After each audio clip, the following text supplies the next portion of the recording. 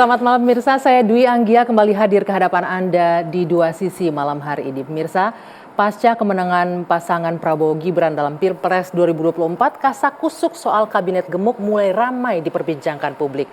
Tidak tanggung-tanggung ini yang beredar kabar sampai 40 kementerian dan lembaga setingkat menteri yang akan dipersiapkan untuk menggawangi pemerintahan Prabowo Gibran. Tidak hanya itu, ada 60-an nama yang beredar akan menjabat di posisi menteri dan juga wakil menteri. Tapi yang juga tidak kalah jadi perbincangan adalah berubahnya koalisi dua partai koalisi perubahan merapat ke koalisi Prabowo Gibran. Kira-kira PKB dan Nasdem akan dapat kursi nggak ya? Kursi menteri setelah bergabung mendukung Prabowo Gibran?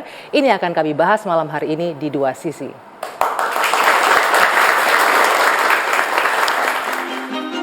Sudah hadir bersama saya, pemirsa, ada 5 orang narasumber yang akan bergabung di sini. Dari ujung sebelah sana saya perkenalkan Bung Bestari Barus, politisi Nasdem. Selamat malam, Bung Bestari. Boleh dipakai mic-nya? Selamat malam, Assalamualaikum warahmatullahi wabarakatuh. Salam. Oke, ada Bang Idrus Marham. Ini udah lama sekali saya nggak ketemu Bang Idrus, politisi Partai Golkar. Selamat malam. Malam ini juga saya luar biasa, Mbak Anjing. Terima kasih sudah berkenan hadir. Dan ada jubir Pak Prabowo, Bang Daniel Azhar Simanjuntak. Selamat malam. Assalamualaikum, selamat malam Bu Yanti. Waalaikumsalam. Ada pengamat hukum tata negara, Bang Ferry Amsari. Selamat malam. Malam Bu Yanti. Dan Mas Yunarto Wijaya, pengamat politik. Selamat malam. Selamat malam, Bu Fiwan. Oke. Ini memang tiba-tiba PKB, Nasdem yang awalnya berkoar-koar, perubahan akhirnya ikut-ikutan berkelanjutan nih Bang Bestari. Bahkan yang paling duluan mendukung ya, merapat ke Pak Prabowo, Pak Surya Paloh ketika itu. Nah, jadi pertanyaan juga di publik nih, yang awalnya poros perubahan kok tiba-tiba ujung-ujungnya berkelanjutan begitu. Apa yang menjadi faktor penyebabnya? Karena ada kurang lebih berapa puluh juta ini pemilihnya Anies Muhaimin yang harus dijawab pertanyaannya Bang Bestari. Ya, terima kasih. Ini pertanyaan diajukan ke kami ini udah yang belasan kali mungkin ya. Dan kita berusaha selalu menjelaskan kalau dikatakan merapat, belum, itu bukan merapat, itu dikunjungi oleh Pak Prabowo selaku pemenang pemilu karena Nasdem mengucapkan terima kasih atas kinerja KPU ya yang telah mengumumkan hasil daripada pelaksanaan pemilu Pilpres ya. Dan mengucapkan juga Bang Surya mengucapkan terima kasih kepada seluruh paslon dan selamat kepada Pak Prabowo dan Mas Gibran yang dinyatakan sebagai pemenang dalam versi penghitungan KPU. Itu asal muasalnya. Ya. Atas hal tersebut kemudian direspon sangat baik oleh Pak Prabowo. Beliau hadir ke Nasdem Tower dan bertemu dengan Bang Surya, Ketua Umum Partai Nasdem, dengan segenap jajaran pengurus. Dan kemudian berkembang lagi, akhirnya ada kunjungan balasan atas hal tersebut. Tentu yang akan ditanyakan Anggi, apakah yang dibicarakan pada saat itu? Begitu toh? Sebetulnya tidak banyak yang dibicarakan, lebih kepada pertemuan dua sahabat lah. Ya, tentu dua orang ini adalah negarawan dan dua-duanya juga bercita-cita untuk membawa Indonesia ke arah yang lebih baik lagi. Bercita-cita untuk bertransformasi. Transformasi loh, Pak Prabowo itu menyampaikan kata transformasi itu sekurang-kurangnya yang saya dengar 2 kali. Pada saat beliau di depan segenap sivitas akademika di salah satu universitas. Dan kedua adalah 3 bulan yang lalu ketika beliau menyampaikan visi misi. Saya ingin transformasi bangsa ini. Bahasanya saya kira kan itu adalah juga ya. Saya kira sebentar, saya tuntaskan. Saya kira transformasi adalah perubahan, jadi semangatnya hampir sama. Jadi gitu. inline ceritanya ya? Sama semangatnya, sama-sama ingin membawa satu perubahan dan mudah-mudahan Pak Prabowo akan menjadi komandan perubahan terbaik bagi bangsa ini ke depan. Saya kira itu. Oke, Bang Daniel, ini kan katanya memberikan ucapan selamat segala macam, dibilang merapat nggak mau dibilang merapat, tapi bekerja sama untuk bangsa begitu ya. Tapi kalau Pak Prabowo sendiri sudah jelas-jelas akan merangkul kan bahasanya ya. Iya, Pak Prabowo akan merangkul semuanya, baik yang mendukung beliau maupun yang tidak mendukung beliau.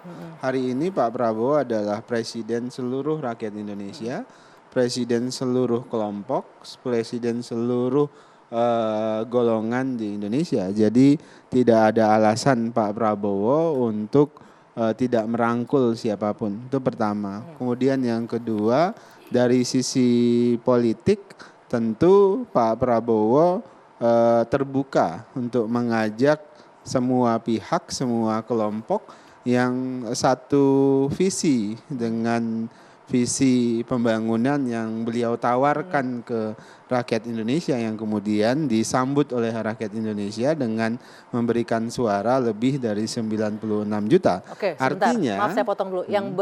Yang merangkul yang satu visi gitu ya. Kalau bicara visi kan visinya Nasdem dan PKB Ya, pada sebelumnya beda kan dengan Pak tadi Prabowo. disebutkan bahwasannya perubahannya Nasdem itu adalah perubahan yang berkelanjutan begitu. Jadi perubahan yang berkelanjutan ya. Artinya Saya berkali-kali di forum ini bilang itu perubahan, nggak ada kata-kata berkelanjutan loh. Kemudian mereka menyesuaikan dengan pemenang. Itu hal yang wajar saja, Mbak. Begitu Bang Besari, perubahan yang berkelanjutan. Begini, Seingat saya sih nggak begitu bahwa dulu kemudian pada satu pertemuan Bang Surya hadir ke tempat Pak Prabowo, ke rumah kediaman Pak Prabowo, memang disampaikan oleh Bang Surya, ini pilihan kami, kami mendukung pemerintahan ke depan di bawah komando Pak Prabowo dan Mas Gibran. Kemudian apa kerjasama ke depannya itu? Itu masih panjang itu. Belum Bentuknya lagi seperti putus apa, seperti belum apa. ketahuan ya. Masih terus didalami apa yang paling. Tapi paling tidak karena Pak Prabowo telah menyebutkan transformasi bangsa ini yang tak ada diadakan itu kita sikapi sebagai keinginan untuk membawa perubahan kepada bangsa ini. Itu dulu sudah pintu yang sangat lebar untuk bisa bersama-sama. Oke, saya kira mau itu. tanya ke pengamat-pengamat yang ada di sini. Pasti mengamati dong sepanjang Pilpres kemarin. Saya ke Bung Ferry dulu deh. Ini disebutkan bahwa ternyata perubahannya berkelanjutan begitu loh. Saya masih ingat di meja ini juga berkali-kali tuh 01 itu kokoh kekeh hanya perubahan, nggak ada berkelanjutannya, tapi sekarang berubah barangkali ya. Nah kalau Anda melihatnya dengan bergabung, merapat. Saya mau ulangi, yang abadi itu ya perubahan. Perubahan itu ya berubah-berubah. Yang abadi itu ya perubahan itu sendiri gitu makanya ya. berubah-ubah. Oke, itu makanya wajar berubah. aja. Bang Bestari itu. Gimana Bung Ferry Anda melihatnya? Apalagi ini Pak Prabowo akan merangkul semuanya ke pemerintah. Sehat nggak itu untuk tata kelola pemerintahan kita? Iya, esensi dari demokrasi kepemiluan kita tentu adalah dalam kontestasi itu ada pertarungan demokrasinya. Nah, kubunya sudah harus terang menerang dari awal dan dari ketika pemilu selesai. Mestinya ketika pemilu selesai, kerjasamanya itu tidak selalu dalam bentuk bergabung di dalam pemerintahan. Harusnya gimana? Di Ya, luar bisa juga kerjasama gitu? Supportingnya itu sebagai oposisi yang baik. Saya ingat beberapa negara itu punya tradisi. Kalau kemudian selesai pemilu, mereka akan selalu ingin menelpon presiden yang menang. Menyampaikan bahwa sebagai warga negara yang baik, dia ucapkan selamat, mendukung apa saja langkah-langkah terbaik konstitusional presiden. Nah, bentuk mendukung itu tidak berarti mereka gabung dalam koalisi pemerintahan, tapi juga dalam koalisi oposisi. Nah, sayangnya ada tabiat buruk di dalam politik kita. Apa itu? Yaitu ya selalu berubah-ubah yang berkelanjutan tadi. Hari ini sebelum pemilu punya bangunan koalisi, ketika mau pemilu mengumumkan koalisi baru, saat pemilu bahkan bisa berubah koalisi, setelah pemilu berubah lagi koalisinya. Jadi inilah perubahan yang berkelanjutan itu menurut saya. Jadi berubah-ubah terus. Yang gitu sebenarnya tidak sesuai dengan esensi konsep pemilu. Kira-kira menurut Anda apa yang menyebabkan ini perubahan berkelanjutan ini, berubah-ubah itu terus? Tapi nanti kita jawab ya, kita jeda dulu sejenak. Dua Sisi akan kembali sesaat lagi.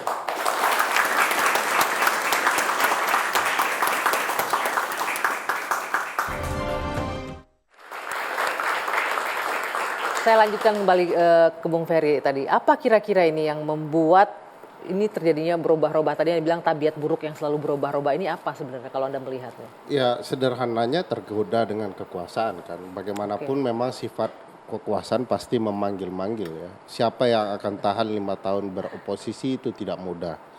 Nah padahal sebenarnya dalam konsep menjadi oposan itu akan punya tabungan keuntungan di 5 tahun pemilu berikutnya. Jika mereka mampu berbuat baik, menyalurkan aspirasi, dia akan mendapatkan keuntungan elektoral di 5 tahun.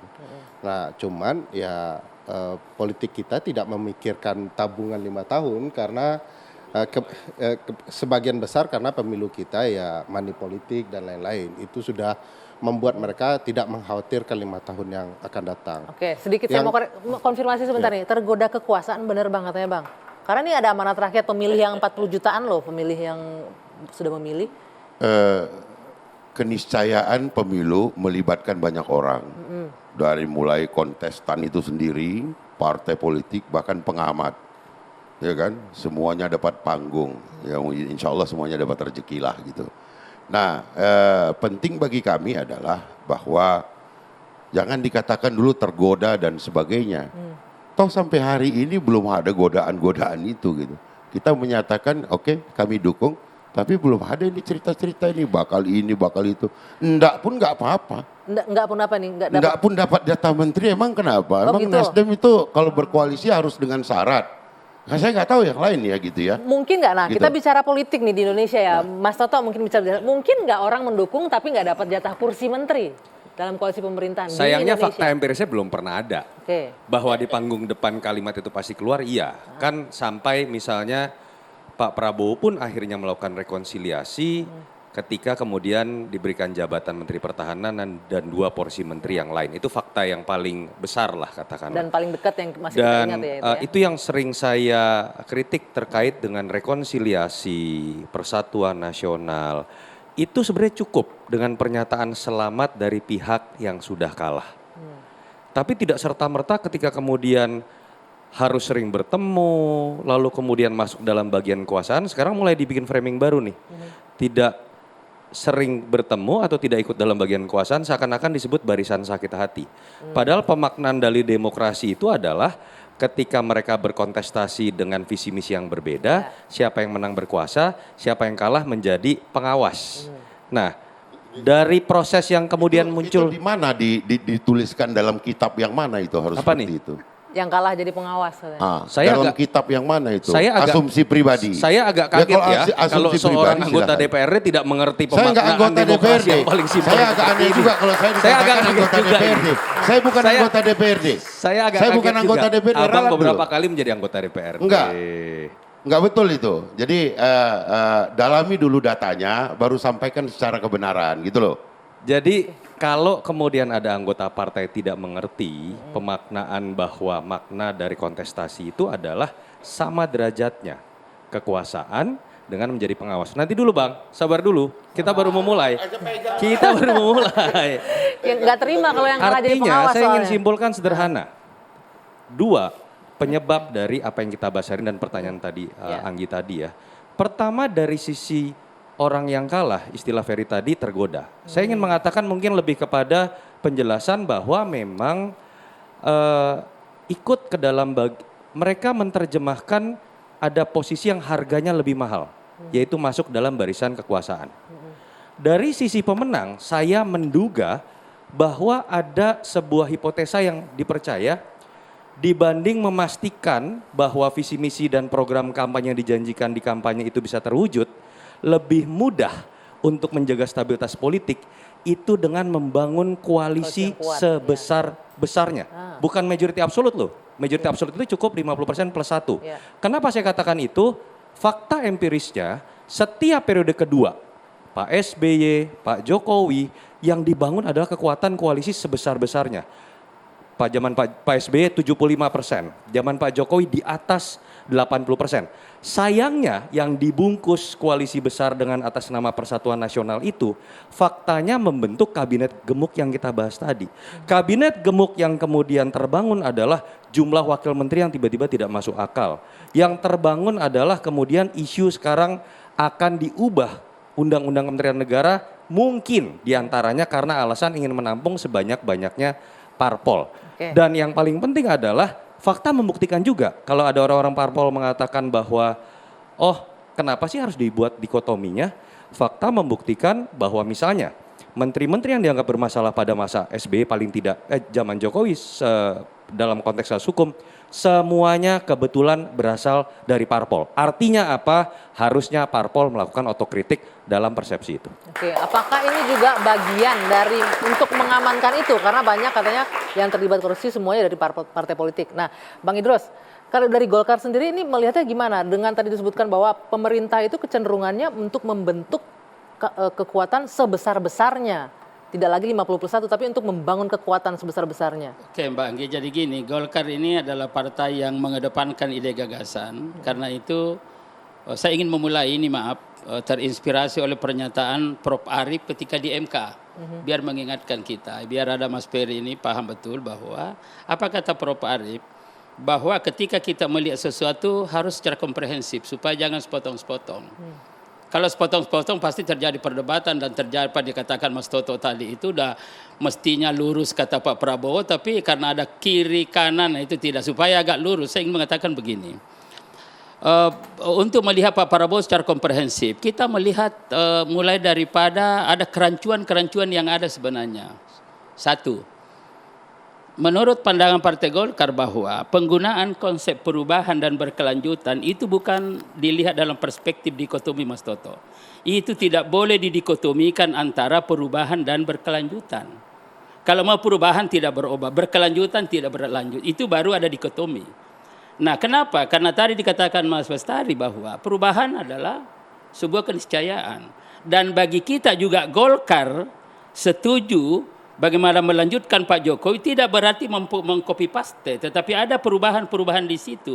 Apakah substansi program berubah sebagai pengembangan daripada gagasan itu sesuai dengan tuntutan kebutuhan masyarakat, boleh juga berubah karena strategi pendekatan. Karena pendekatan itu ketika bicara konsep kita bicara tentang salah benar, tetapi bicara tentang strategi, bicara efektif atau tidak efektif, dan itu adalah pendekatan.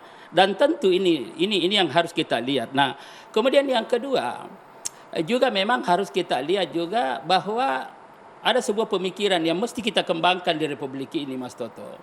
Bahwa keragaman itu tidak dilihat dalam perspektif fisik, tapi kita harus lihat dalam perspektif visi. Satu rumah Mbak Anggi, tetapi visi beda berantem.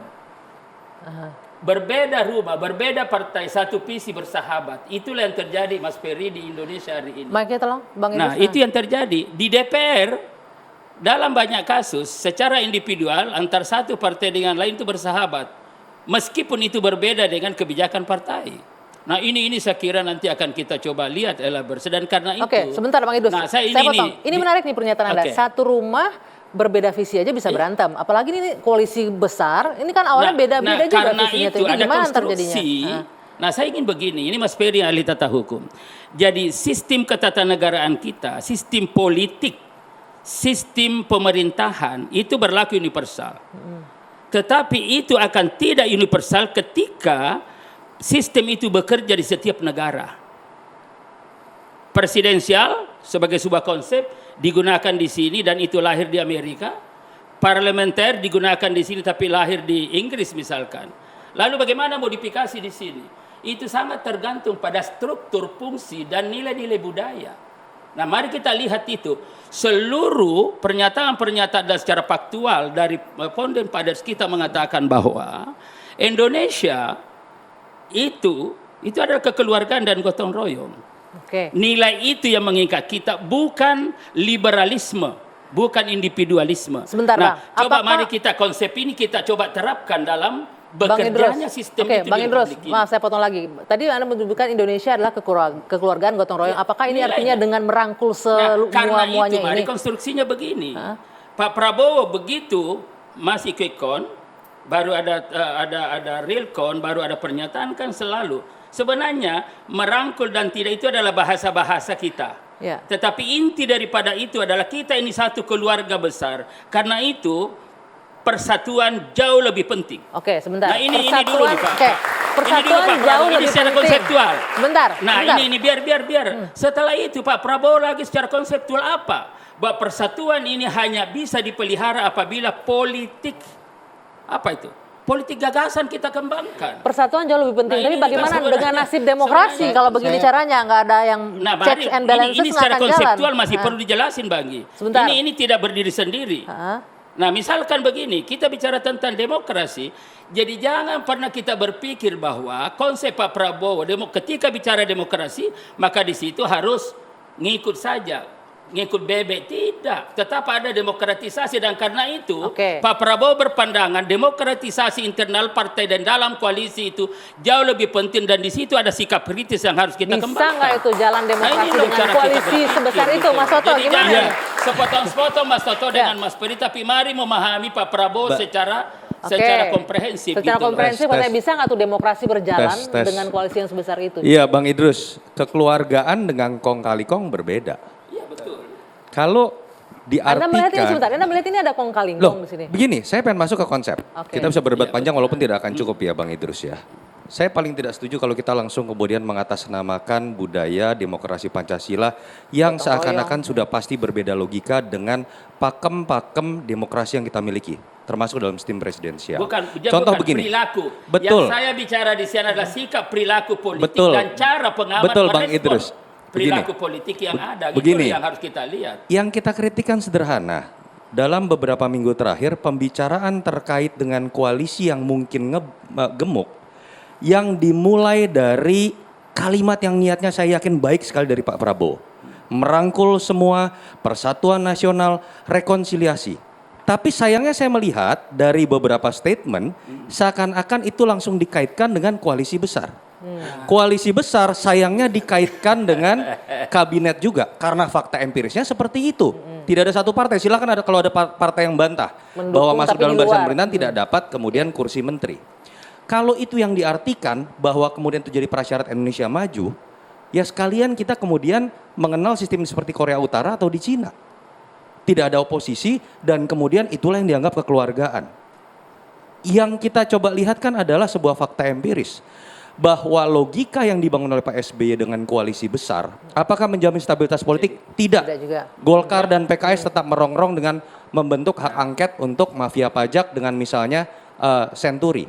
Oke. Apakah kemudian malah Nah, ada ini saya ikut nanti kasusnya, dulu Bang Idrus. Apakah kemudian ada jaminan bahwa jumlah koalisi yang lebih besar, kabinet yang mungkin akan diperbanyak, jumlah menteri parpol yang diperbanyak, kemudian akan menjamin juga kinerja lebih baik? Tidak. Presiden Jokowi itu membangun 80% lebih kekuatan di parlemen. Berhasil merangkul musuhnya.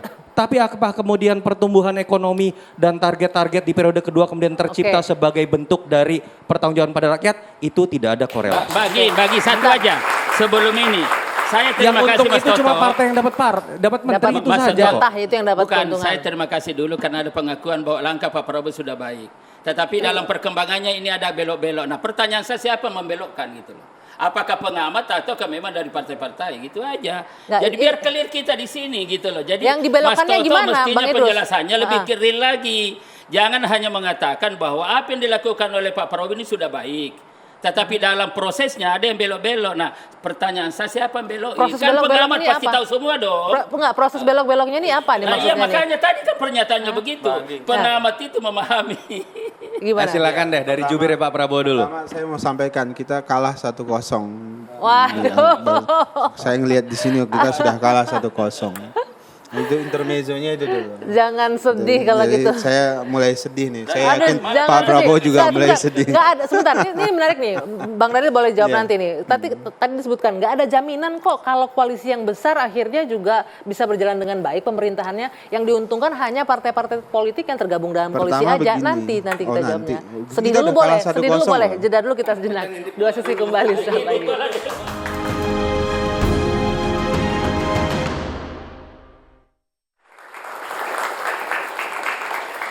Oke, saya lanjutkan ke Bang Daniel. Tadi disebutkan nih, nggak ada nih jaminannya koalisi gemuk dengan menteri yang banyak sekalipun kabinet itu nggak akan memberikan efektivitas juga. Ekonomi nggak juga tumbuh kemarin dengan kabinet gemuk yang diuntungkan hanya partai politik. Iya, pertama begini, memang salah satu visi utama dari Pak Prabowo itu adalah persatuan ya. Pak, dalam banyak kesempatan Pak Prabowo selalu menyampaikan bahwasannya kondisi geopolitik kita, geostrategis kita itu sangat dinamis. Kemudian kondisi ekonomi global kita yang kemudian berdampak terhadap ekonomi Indonesia ke depan itu juga dipenuhi ketidakpastian yang sangat tinggi.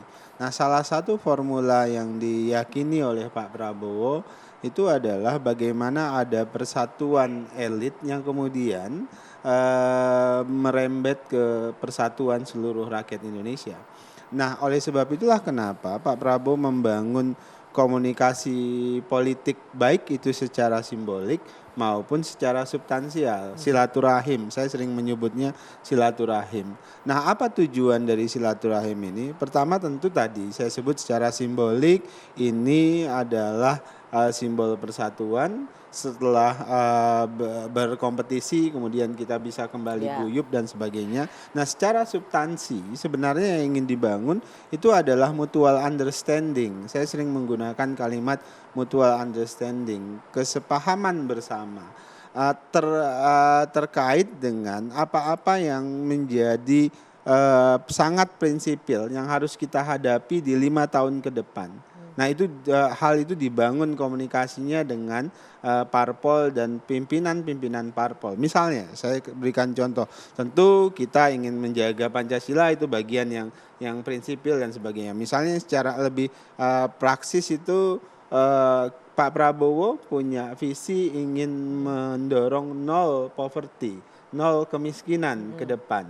Nah, itu dibangun komunikasi mutual understanding-nya. Kami ingin melakukan strategi seperti ini dan itu diomongkan. Nah, pertanyaannya gini, saya katakan untuk gini, mencapai itu saya semua harus lanjutkan dengan begini. kabinet yang besar. Nah, apakah kemudian dalam komunikasi itu partai yang didatangi dan didekati Pak Prabowo memutuskan untuk bersama Pak Prabowo dalam kabinet atau tidak bersama dengan Pak Prabowo, itu adalah keputusan masing-masing partai. Yang jelas niat Pak Prabowo hari ini membangun mutual understanding.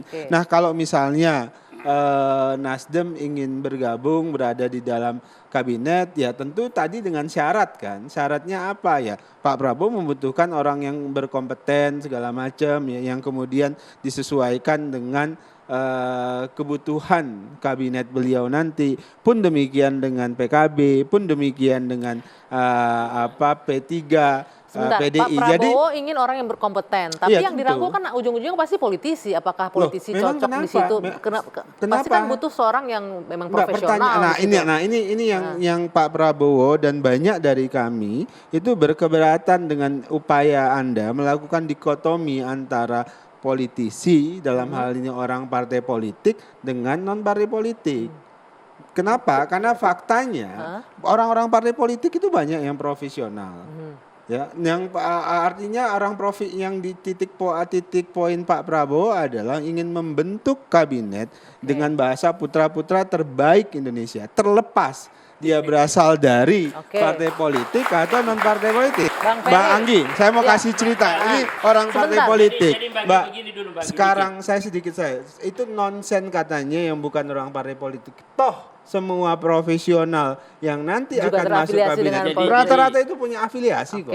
Jadi Mbak Anggi sedikit ya. Satu, pertama dikotomi tadi itu profesional dan tidak profesional. Jadi dikotomi profesional tidak profesional bukan profesional dan partai politik. Karena di dalam partai juga banyak orang-orang profesional. Satu ya.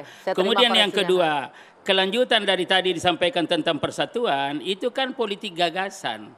Nah, terkait dengan apa yang saya katakan tadi itu bahwa yang namanya politik gagasan itu kalau misalkan masuk ke sama-sama di dalam koalisi itu tidak berarti dengan mengembangkan politik gagasan berarti sikap kritis juga harus dibangun. Bukan mematikan, jadi masuknya di dalam itu bukan berarti membuat dia bungkem. Apakah itu bukan Pak Prabowo begitu. Apakah pengamat juga melihat seperti itu? Ketika dirangkul bukan berarti mematikan, tetap boleh kritis dan lain-lain gitu. Anda melihat itu bisa berlangsung nggak? Bahasa-bahasa langitan teman-teman politisi tentu kita hargai ya. persatuan dan segala macam. Tapi kita semua tahu bahwa tidak ada korelasinya soal persatuan dengan bergabungnya menjadi koalisi pemerintahan. Bukan itu gagasan politik ketatanegaraan-nya. Kan biar guyup katanya, biar bersama, bersatu. Bukan berarti di luar pemerintahan tidak guyup. Siapa bilang begitu ya. Dan seringkali bahasa-bahasa ini seolah-olah hendak menghalalkan langkah-langkah politik yang tidak tepat. Apa itu langkah politik Misalnya, di dalam pemahaman saya Bang Barus, bahwa koalisi itu Bang, ya akan tetap ya.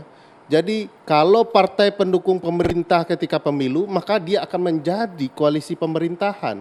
Sebaliknya dia jadi oposisi. Kalau tidak, mereka akan menipu rakyat, menipu pemilih. Sebab selama pemilu kita dijanjikan perbedaan-perbedaan. Anda memilih si A akan dapat ini. Sebaliknya kalau memilih si B akan dapat ini. Nah sekarang semua perbedaan yang kita lihat di layar kaca maupun di perdebatan jadi satu dengan cerita kami ini punya tujuan baik untuk negara, karena itu tujuan ini adalah guyup dan bersatu. Itu salah itu konsepnya.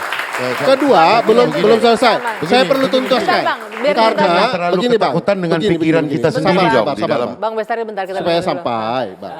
Jadi begini, saya tidak lagi melihat ini sebagai kesadaran membangun bangsa. Kalau cuman sekedar untuk masuk koalisi pemerintahan. Karena sudah pasti banyak yang hancur dalam politik ketatanegaraan kita dalam bangunan koalisi yang dipaksakan ini. Contoh misalnya, konsep kabinet itu mesti sederhana. Karena kita punya pengalaman pahit dalam sejarah soal bangunan kabinet. Kita pernah punya kabinet 100 menteri, tidak efektif juga itu barang.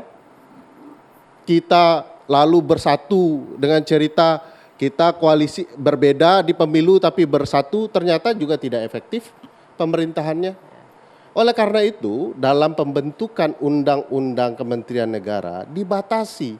Karena kita punya kesadaran orang Indonesia ini tabiat politiknya, kalau dikasih 1000 itu kursi menteri, dibuat 1000 itu barang. Karena itu dibatasi menjadi 34. Mana ada setelah Undang-Undang 39 2004 tuh, kementerian tidak 34, semua 34. Dibuat 40 juga akan 40, dibuat 45 juga akan 45. Padahal itu batas maksimum. Harusnya di bawah Artinya itu di bawah bisa itu. di bawah itu. Hasil penelitian Pusat Studi Konstitusi 2014, kita sudah mengusulkan kepada Presiden Joko Widodo, jumlah menteri paling layak 26 orang. Asosiasi Pengajar Hukum Tata Negara yang sekarang ingin menambah jumlah menteri itu, pada 2019 mengusulkan 24 menteri untuk efektif. Nah, bangunan ketatanegaraan kita selalu membuka peluang ya. Menterinya dibatasi, wakil menterinya tidak dibatasi. Ada pula jabatan menteri koordinator yang secara konstitusional tidak ada itu barang. Jadi yang ini disampaikan adalah bagi-bagi apa? kekuasaan, makin banyak kursi, makin banyak yang Hanya dibagi. sekedar bagi-bagi kekuasaan begitu. Nanti ditanggapi, kita jeda dulu. Benarkah ini hanya sekedar bagi-bagi kekuasaan? Usai jeda, Dua Sisi kami lanjutkan.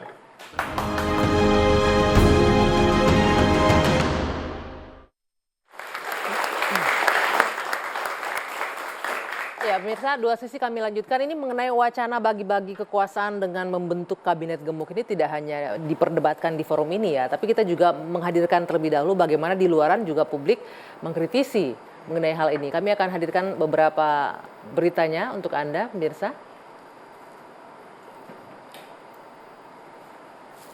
Ya, ini Prabowo hendak tambah kementerian. Kata Ganjar, kalau buat aturan sendiri itu langgar undang-undang. Jadi undang-undang harus dirubah nih. Kemudian wacana kabinet gemuk Prabowo Gibran, Jarot PDIP silakan bagi-bagi kue kekuasaan. Nih yang disinggung tadi Bang Ferry ya, ini hanya sekedar bagi-bagi kekuasaan. Selanjutnya, pakar sebut 26 menteri cukup dalam kabinet, banyak kementerian saling tabrak. Rencana Prabowo bentuk 41 kementerian dinilai pemborosan uang negara. Jadi ini kalau ditimbang-timbang lebih banyak mudaratnya daripada manfaatnya. Saya ke Bang Bestari dulu nih. Soal ini hanya sekedar bagi-bagi kekuasaan. Saya sebelum ke situ nanti. Karena pertama sumbernya kan tidak jelas ini. Siapa yang menyatakan 40 kementerian, 41 kementerian, 60 nama wakil 60 menteri sampai nama, menteri. bahkan ada nama menteri itu kan Jadi Pak semuanya Prabowo sendiri sumbernya nggak nggak ngomong? jelas. Karena Saya sampai tahu sumbernya, dengan Mas Daniel. Dari mana? Bung Ferry? Sumbernya Asosiasi Pengajar Hukum Tata Negara yang menginginkan 41 kementerian. Iya, berarti kan Melalui bukan statement dan keinginan Saya Pak yakin Prabowo. Pak Prabowo belum Bukan. sejauh itu, Sana, tapi iya. pasti ada orang-orang yang tertarik ingin masuk kabinet menyuarakan jumlah yang bertambah. Nah, jadi saya mau Kalau katakan orang-orangnya gini, tahu nggak Anda? Mbak Anggia, kan ini terkait dengan orang-orang yang sekarang sedang memantaskan diri di depan Pak Prabowo. Kemudian muncullah wacana 40, 60 dan sebagainya. Banyak yang pengen Yang masuk perlu jadinya. diperhatikan adalah sebenarnya tahap yang sedang dilakukan Pak Prabowo hari ini itu adalah tahap menderifikasi visi dan program beliau dalam bentuk institusionalisasi. Artinya kalau istilah kami itu adalah ini kan sedang melakukan yang namanya kita nyebutnya strategi function follow strategi. Artinya kita mau sedang struktur follow strategi atau struktur follow goals. Jadi goals tujuan-tujuan itu diderifikasi dalam bentuk struktur. Nah, itu yang sedang dilakukan. Nah, Ya, artinya juga apakah melihat Kementerian kan, A, Kementerian B, karena ada beberapa program yang menjadi titik tekan pemerintahan Fokus Pak Prabowo pemerintahan Pak nanti. Prabowo, ya. Nah, kalau kemudian muncul macam-macam, ada 40, ada 41, bisa jadi Oke, itu saya mau muncul ke Bang dari Idrus. berbagai Oke, unsur. dari manapun ini, itu ini muncul, harus clear karena sampai dengan detik ini Bukan dari Pak Prabowo, belum ya. ada statement yang Jadi menyatakan bagi- Pak Prabowo mau membentuk berapa jumlah kabinetnya. Oke, tapi berapa dengan orang. kasusuk ini, Jadi bukan itu. betul. Ini kan merefleksikan gimana Jadi kira-kira bagi kerangka begini, kabinetnya pertama Pak Prabowo saya ingin nih, Bang berangkat Idrus. dari Mas Toto tadi udah benar. Pak Prabowo ini langkahnya udah benar. Kenapa? Karena konstruksinya berpikirnya benar. Mulai daripada persatuan apapun tadi pemahamannya Mas Peri itu memang perlu kita diskusi lebih jauh. Tetapi kelanjutan daripada itu adalah politik gagasan. Politik gagasan ini harus kita lihat dalam perspektif lebih luas. Artinya bahwa di dalam menentukan kabinet itu mesti ada narasinya, ada rasionalitasnya, pertimbangannya efektif atau tidak efektifnya, termasuk milih orang. Jadi setelah ditentukan ini lalu orang, apakah orang ini pencerminan daripada politik gagasan atau tidak? Jadi tidak asal comot. Politik gagasan, sebentar Bang, politik gagasan atau bagi-bagi kekuasaan? Tadi kalau kita lihat beritanya tadi ada banyak bukan, tuh. karena bagi-bagi itu kan kekuasaan masalah peran sebetulnya. nanti. Kita akan Oke. bicara peran. Sebagai konsekuensi logis ada di situ, berarti kan dikasih peran.